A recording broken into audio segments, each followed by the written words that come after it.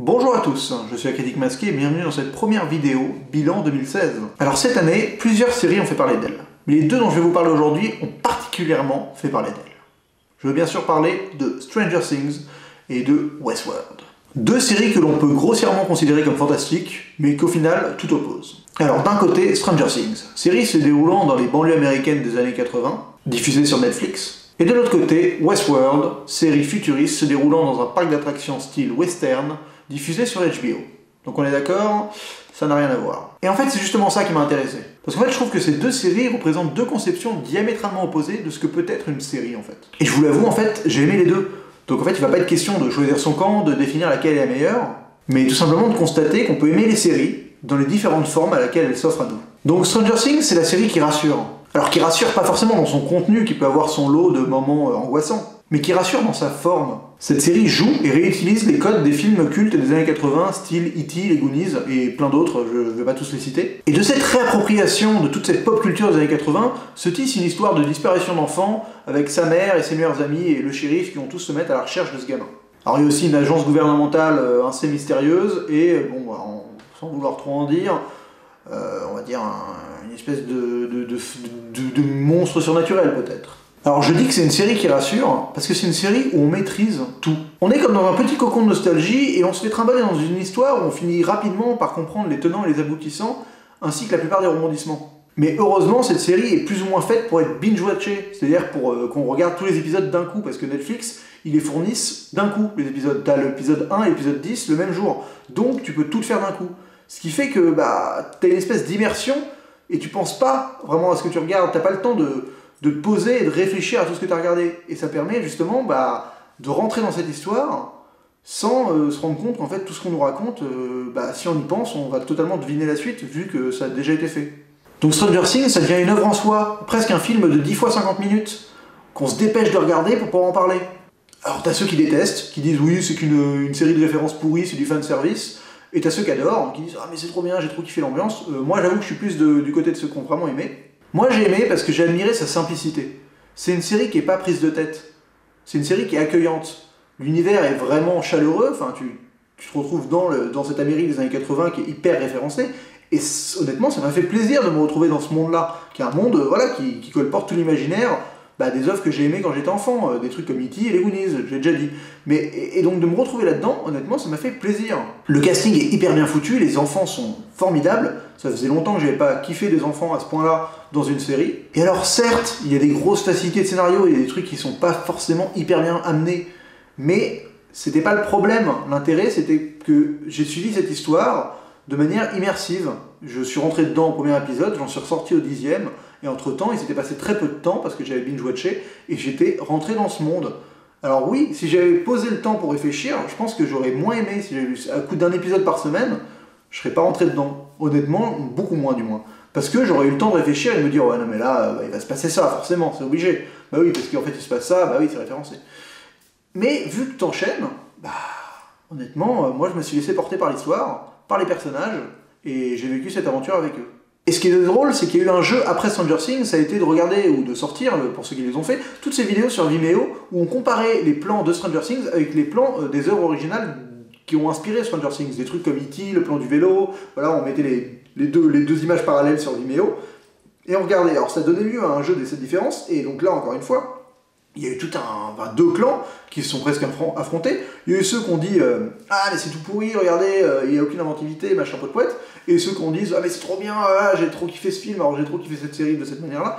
Et je trouve ça intéressant, déjà, c'est un débat en soi, tout ce rapport à la réappropriation, à la réutilisation des codes qu'on connaît, des images.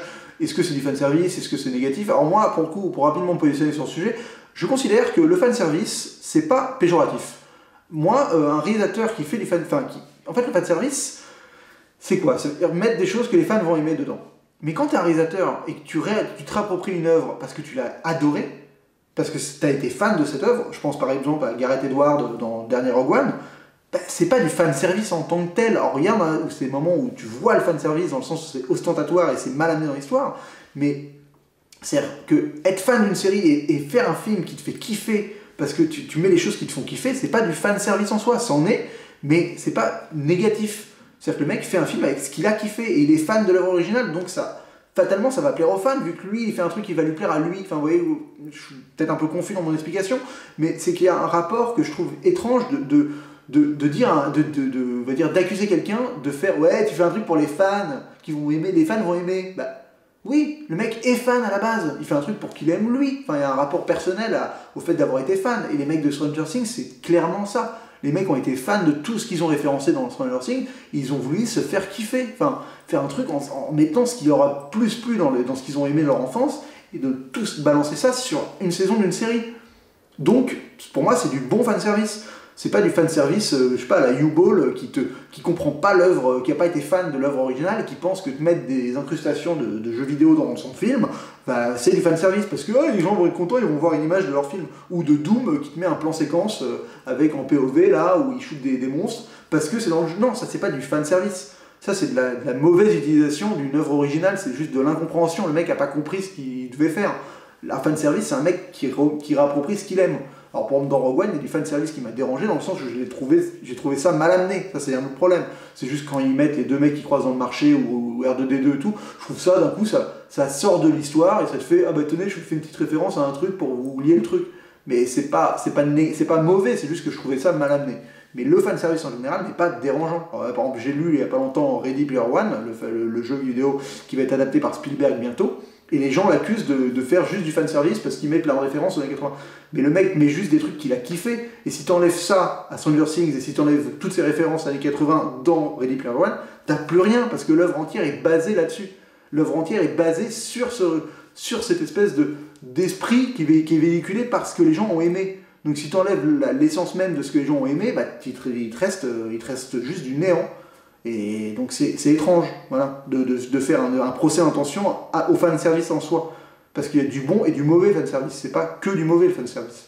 C'était ma petite parenthèse sur le fanservice. Donc au final, pour terminer sur Stranger Things, pour moi c'est une série efficace. Certes, elle révolutionne rien du tout. Mais elle fait toujours plaisir à regarder rapidement. Elle nous plonge dans un univers qu'on a tous apprécié pendant notre enfance. Et elle nous tient en haleine tout le long, malgré le fait qu'on sache plus ou moins ce qui va se passer.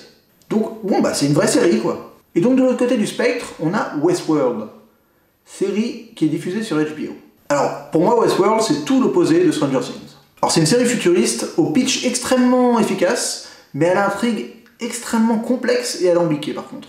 Alors pour résumer grosso modo Westworld, c'est l'histoire d'un parc d'attractions qui reconstitue le Far West, l'Ouest américain, et où les gens peuvent payer très cher pour y aller.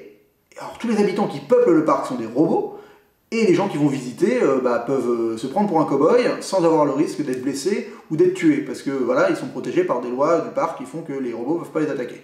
Et donc dans cette aventure, on suit une espèce d'énorme galerie de personnages, on suit énormément de monde, et de manière extrêmement fractionnée. C'est-à-dire un peu à la manière pas à la manière d'un Lost qui se focusait sur un seul personnage, plus à la manière d'un Game of Thrones. C'est-à-dire pour ça, vu que c'est produit par HBO et qu'il y a beaucoup de personnages, on a beaucoup fait le lien avec Game of Thrones, mais au final je trouve que la série ne ressemble pas du tout à Game of Thrones. C'est juste que oui, il y a de la nudité, oui, il y a de la violence, mais c'est pas du tout l'esprit et la volonté de faire du Game of Thrones.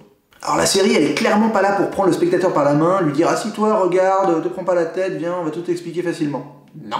La série, elle se veut complexe, elle se veut plein de symbolisme, et c'est tellement complexe et plein de symbolisme que ça en devient presque interactif. Parce que Westworld, c'était diffusé à l'ancienne, un épisode par semaine, durant toute la durée de diffusion, donc 10 épisodes, 10 semaines. Et le spectacle que nous a offert Westworld, il s'arrêtait pas à la fin d'un épisode.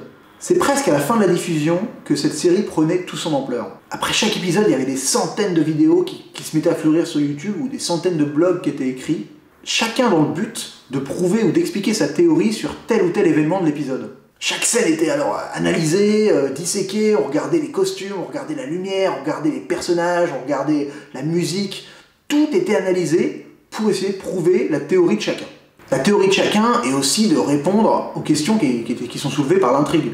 Alors clairement, c'est un phénomène qui va rappeler Lost, mais bon, Lost c'était ça, c'était une série qui posait plein de questions et plein de gens avaient différentes théories sur comment Lost évoluait. Mais la différence, c'est déjà que Lost c'était il y a 10 ans et YouTube n'avait pas encore explosé, donc on ne se retrouvait pas avec des vidéos, c'était beaucoup plus de niche, les gens qui en débattaient. Maintenant c'est quand même sur YouTube, c'est très facile de tomber dessus. Et deuxième chose, c'est-à-dire que la différence fondamentale pour moi entre Lost et Stranger Things, c'est que Lost, ils ont inventé ce concept de... Non, pas inventé, parce que je pense que Twin Peaks était là avant par exemple, et même d'autres trucs, mais ils ont utilisé ce concept de lancer beaucoup de mystères, et au final, on est tous un peu, pas déçus, mais on est tous un peu déçus des réponses aux questions qu'on se posait. Parce qu'ils les avaient pas réellement, en fait, ils nous ont un peu menés en bateau, c'était pas important, au final c'était le voyage qui comptait et pas la destination, mais c'est vrai qu'on sentait au bout de 2-3 saisons, on a compris qu'en fait, ils naviguaient à vue. Ce qui était un peu dommage. Là, dans Westworld, c'est pas le cas, je vous rassure. La fin des saisons est fondamentalement satisfaisante. Voilà, on a des réponses aux questions qu'on se pose, voilà, donc vous pouvez y aller, honnêtement, je vous la recommande. Mais donc ce qui m'intéresse dans ce procédé de faire des vidéos YouTube pour expliquer, c'est que le spectateur devient presque moteur de l'intérêt qu'on peut avoir pour la série. C'est-à-dire qu'on peut kiffer l'épisode de Westworld et après kiffer les vidéos que les gens vont faire sur Westworld. Enfin, on est quand même dans une démarche qui est totalement l'opposé de Stranger Things. Dans Westworld, on est paumé. La plupart du temps, on est vraiment paumé. Alors je vous rassure, comme je l'ai dit, la fin de la saison est vraiment bien, donc on est paumé, mais ça va quelque part. C'est quand même important. Et Westworld, pour vraiment comprendre l'entièreté de ce que les auteurs veulent nous faire passer, ben en fait, il faut être plusieurs. Il faut justement être tout l'internet qui va théoriser sur des trucs. Et c'est ça qui est fort. Enfin, honnêtement, c'est une série qui fédère forcément une communauté, parce qu'elle soulève des questions où il faut justement de l'entraide et plusieurs cerveaux pour y réfléchir, pour comprendre l'entièreté de ce qu'elle a à nous proposer. Parce que Westworld, c'est une série qui est remplie de faux-semblants, et il y a une frontière entre la réalité et l'artificialité qui est hyper floue. Et ce qui est drôle, c'est que même dans les personnages, ils sont sur cette base-là. Les personnages sont des reflets du spectateur qui va regarder la série. Les personnages eux-mêmes sont là à se questionner pourquoi ils regardent ça, pourquoi ils vivent, pourquoi ils sont là. Est-ce que c'est vrai ou pas? Est-ce que ce qu'on leur montre est la réalité ou c'est artificiel? Et on a ce jeu où les personnages sont dénués d'humanité, dénués d'émotion, on n'est pas là-dedans. On est dans d'essayer de la compréhension, du symbolisme de tout. On est dans l'espèce d'aboutissement de pourquoi on regarde cette série et pourquoi cette série existe. Et eux, ils sont dans cette démarche-là, en tant que personnage, de comprendre pourquoi ce parc existe, pourquoi ils sont dans ce parc, pourquoi ils sont là où il est et qui ils sont vraiment. Et je trouve ça formidable d'avoir ces parallèles qui se croisent entre nous qui regardons et eux qui nous font regarder cette série, et qui à la fois, c'est un espèce de cercle qui s'auto-alimente. Parce que dans Stranger Things, les références pop, elles étaient là juste par plaisir coupable des auteurs, par kiff. Les mecs, ils ont mis ça parce que ça leur a plu dans le style. C'était pas dans le fond que ça les intéressait fondamentalement. Alors que dans Westworld, toutes les références qu'il peut y avoir, et d'ailleurs il n'y a pas de référence au western pour en parler dans Westworld, il y a très très peu de références au monde qui est en dehors de Westworld, ça va être des références aux œuvres artistiques, à des musiques, enfin c'est beaucoup plus vaste, c'est pas limité à une seule décennie. Toutes les références sont là pour le fond, pour qu'est-ce qu'elle véhicule fondamentalement en termes de fond, qu'est-ce que ça veut dire d'avoir cette musique-là qui joue au piano à ce moment-là. C'est pas juste parce que la musique elle est cool, elle nous a fait plaisir quand on était gosses, on l'a kiffé. Là, elle a un vrai poids au sein de la narration, de ce que ça implique, de ce que ça signifie. Je trouve pas que Westworld soit parfait, hein, je vous le dis tout de suite. Il y a une des histoires qui m'a particulièrement dérangé, que j'ai trouvé hyper mal foutue. Mais la force de cette série, c'était pas de m'avoir tenu en haleine pendant 10 semaines. À l'inverse de Stranger Things, qui m'a tenu en haleine pendant 10 épisodes. Non, Westworld, ça a été de garder mon cerveau en ébullition pendant 10 semaines. C'est-à-dire que pendant 10 semaines, j'y ai pas pensé tout le temps, mais à chaque fois que je me mettais à penser à Westworld, j'étais là à moi-même dans mon coin, à me dire putain, mais ça veut peut-être dire ça, ouais, mais putain, lui, c'est peut-être lui, et voilà. Et donc j'étais dans une espèce de réflexion permanente sur la série que je regardais, ce qui n'est pas toujours le cas. Et la série reste quand même très bien construite, elle a des cliffhangers au bon moment, des révélations au bon moment, des séquences d'action au bon moment, voilà, la série reste une série bien construite, elle finit avec des moments forts ces épisodes. Les épisodes sont tous intéressants en soi, il n'y a pas de moment vraiment creux dans la série. Donc c'est drôle parce que les deux séries sont deux très bonnes séries. Donc d'un côté on a une série qui est immersive, entraînante, presque primaire, où on vit l'aventure avec les personnages, où on vit par les émotions que véhiculent les personnages. Et de l'autre on a une série qui est cérébrale, qui est symbolique, qui est certes froide et dénuée de toute émotion, mais où l'expérience se vit pendant et après le visionnage. Et ce que je trouve le plus beau dans la confrontation de ces deux séries, c'est qu'on n'a pas besoin de choisir un camp en fait. Parce que si J.J. Abrams il a réussi à rebooter Star Trek et Star Wars, je vois pas pourquoi on devrait choisir entre Stranger Things et Westworld. Honnêtement, on peut kiffer les deux. Donc voilà, c'est tout pour ma première vidéo bilan 2016. Je vais en sortir plusieurs, il y aura des tops, des flops. Voilà, ça c'était un petit papier que j'avais écrit, que j'avais envie de vous faire part. Et écoutez, on se retrouve pour la prochaine vidéo, et d'ici là, bonne toile.